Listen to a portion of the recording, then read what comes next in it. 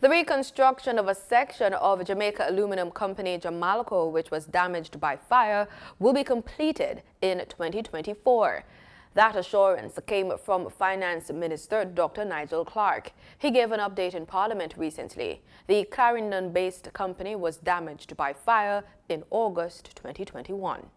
The finance minister says reconstruction is on track and it's being done in 3 phases. He says phase 1 should be completed in June. JAMALCO expects the recommencement of operations at up to 50% of capacity using steam from a set of boilers now being installed.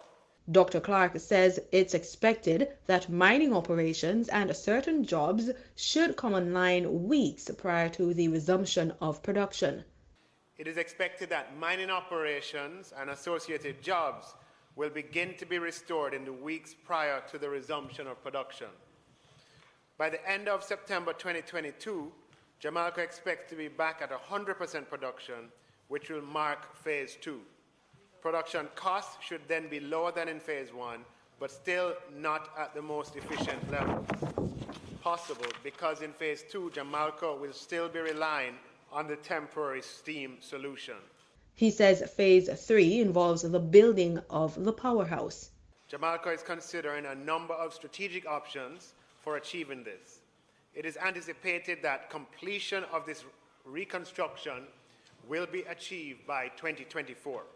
The finance minister notes that a claim has been made of the company's insurance to the tune of $250 million.